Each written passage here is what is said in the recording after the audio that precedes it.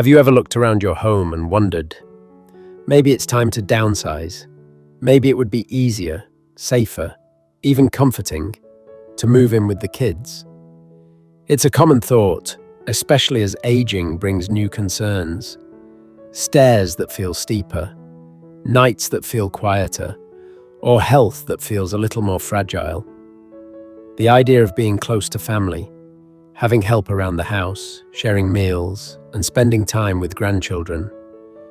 On the surface, it feels like a return to something warm and familiar. But for many older adults, that decision, however loving or logical it may seem, comes with unintended consequences. Subtle at first, then, over time, deeply felt. What begins as a generous offer from adult children can quietly turn into a loss of independence, of control, and of identity. And for thousands of seniors across the country, it's a transition they never saw coming. This video explores 5 essential rights that older adults often unknowingly give up when they move in with their children, and more importantly, how to protect them. Because no one should have to sacrifice their dignity in exchange for support. Before we dive in, if you find comfort in honest conversations like this, hit subscribe. We share stories that don't just pass time, they help make sense of it.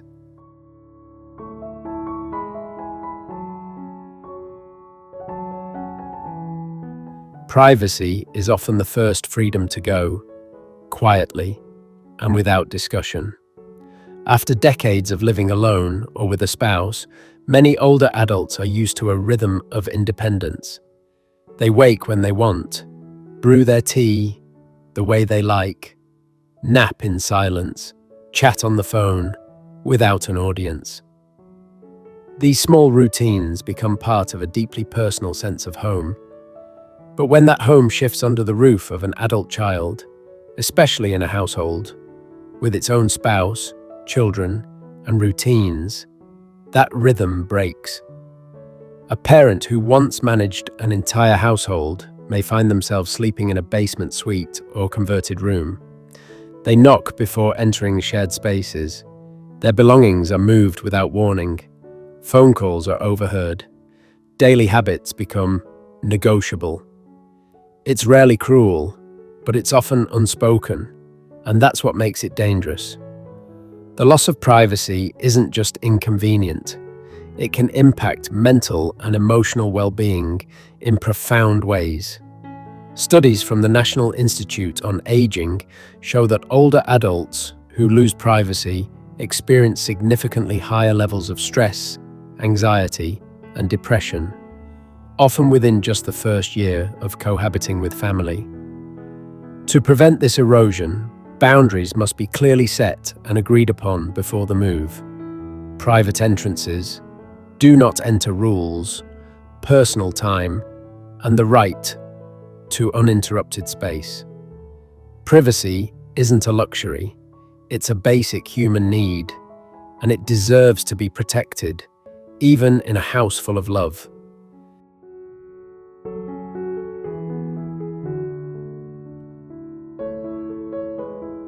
The erosion of financial autonomy often starts with good intentions. An adult child offers to help manage online banking.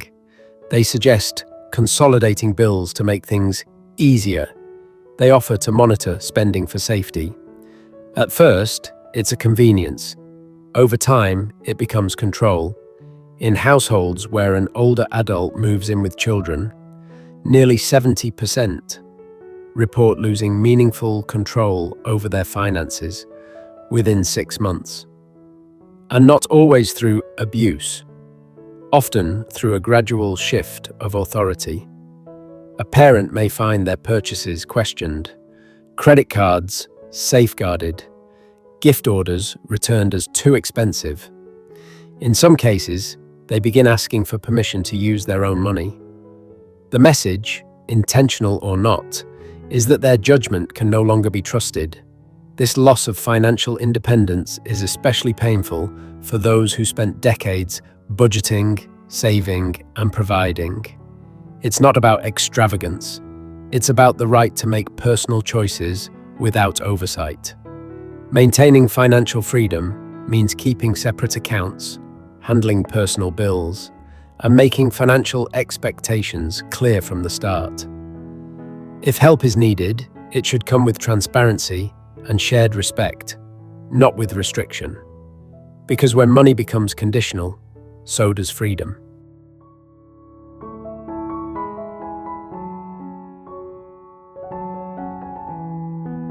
One of the most subtle and most damaging losses that can occur after moving in with adult children is the erosion of day-to-day decision-making. It rarely begins with a declaration.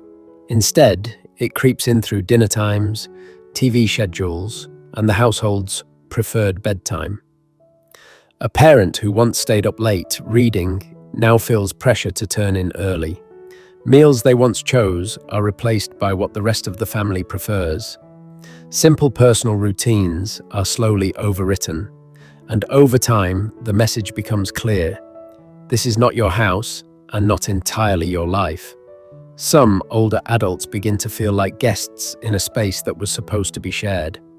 Worse still, when they express discomfort or assert preferences, they may be told they're being difficult or ungrateful. So they stop asking. They stop speaking up. They stop choosing. This pattern can lead to learned helplessness, a psychological condition where a person begins to believe they are no longer capable of making decisions for themselves. Research shows that this mindset accelerates both mental and physical decline, especially in older adults. Protecting personal agency means holding on to the right to decide, even in small ways. Choosing clothes, planning a meal, setting a personal schedule.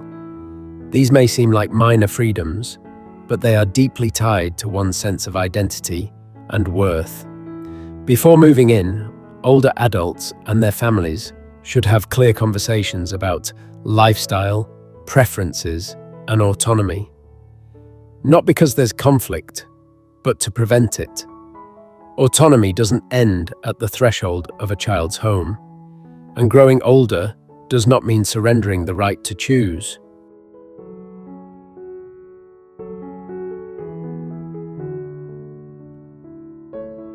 Even seniors who are healthy, mentally sharp, and completely independent can find themselves sidelined once they move in with adult children. At first, it's subtle. A doctor's appointment where the provider speaks more to the adult child than the patient. A pharmacy that calls the child with prescription updates. A legal notice that arrives with someone else's name on it. This phenomenon, known as presumptive incapacity, happens not because a parent is actually incapable, but because others assume they are, based solely on living arrangements. In more serious cases, this shift can affect long-term legal standing. In certain states, courts may favor a caregiving adult child in guardianship decisions, simply because the parent resides in their home. Without proper documentation, this can open the door to unintentional and sometimes irreversible loss of control over finances, medical care, and living situations. And again, it often begins with love. Children want to help. They take initiative. But without clear legal boundaries, that help can become authority, and authority can become power. The solution is preparation. Before any move takes place, older adults should consult with an elder law attorney to create or update legal protections. These include durable power of attorney to designate who handles finances and under what conditions, healthcare directive to outline medical preferences, living will to ensure end-of-life wishes are honored. These aren't pessimistic documents. They are a person's voice in writing, and they ensure that even when others are speaking, your intentions are heard. Moving in with family should never mean fading into the background, and no one should lose their legal identity simply because they changed addresses.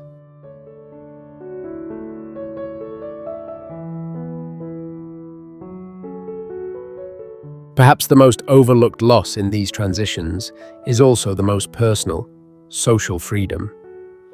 When older adults leave their homes to live with their children, they often leave behind much more than just a house. They leave behind relationships, routines, familiar faces, and the quiet web of community they've built over years. The neighbor who waves from the porch, the weekly bridge club, coffee with a friend after church, volunteering at the library. These aren't just hobbies, they're affirmations of connection, of purpose, of belonging. In a new town, or even just a new part of town, those connections are hard to replace. Transportation becomes a barrier. Friends may feel awkward visiting someone else's house. Invitations slow down. The phone rings less. And though the house may be full, grandchildren laughing, meals being shared, the older adult begins to feel profoundly alone. Loneliness doesn't come from being without people. It comes from being without connection. Harvard's long-term study on aging found that strong social ties are more powerful predictors of long life than exercise, diet, or even avoiding smoking. That's how deeply relationships impact our well-being. Preserving social freedom means making a plan to maintain those relationships before the move. It means asking, will I have my own transportation? Will I be able to host friends? Will I have the freedom to visit others without needing permission? If the answers are unclear, they need to be made clear. And if the move has already happened, it's not too late. Older adults can reconnect through local senior centers, virtual gatherings, or simply reaching back out to old friends. But they must be encouraged and allowed to do so. Because joy, laughter, and friendship aren't just extras in life. They are the very things that keep us alive.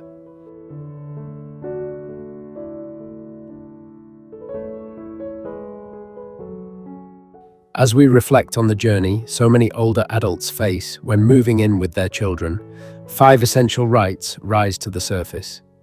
Each one a pillar of personal independence, privacy and personal space, financial control and autonomy, decision-making power over daily life, legal and medical authority, social freedom, and meaningful connection. Individually, each of these may seem manageable to lose temporarily, but together they represent the architecture of a full and dignified life. And when they begin to slip away, often gradually, often without notice, the impact can be profound. What makes this so difficult is that the loss rarely comes from cruelty or neglect. It comes from comfort, from love, from good intentions. A child wants to help. A family tries to welcome a parent in. And somewhere in the process, a once independent adult becomes a guest, a patient, a burden, even if no one ever says it aloud. The stories shared here are not rare. They are repeating across households every day. A thermostat that's no longer yours to adjust. A bank account you no longer control. A bedtime you didn't choose. A doctor who stops addressing you directly. A calendar that remains blank because no one thought to ask if you had plans. These are the quiet markers of a life no longer lived freely.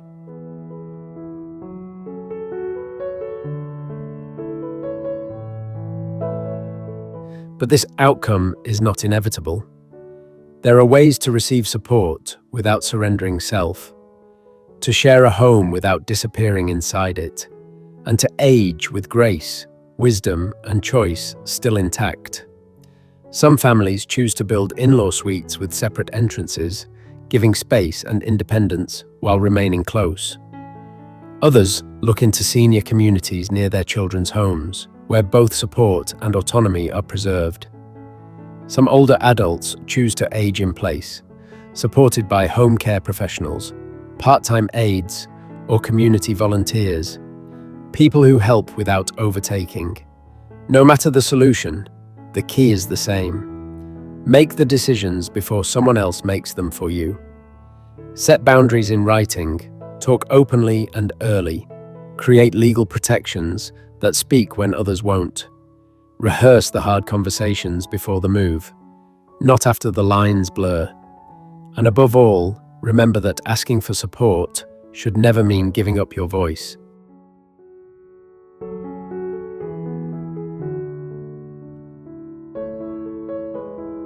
To every woman or man watching this, know this truth.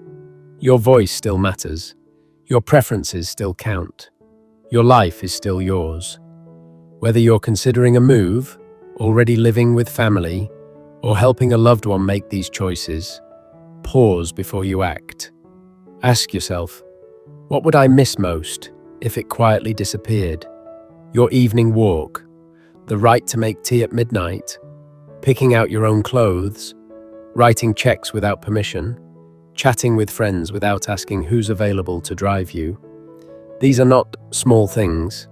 They are the threads that weave a person's life together.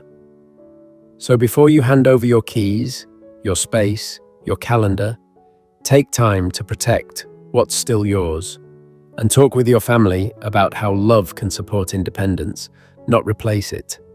Because aging isn't about retreating, it's about rising with dignity, clarity, and courage. And every step forward you take toward preparation, toward self-advocacy, toward honest dialogue, is a step back toward your own strength. You deserve to live not as an afterthought, but as the author of your own chapter, always.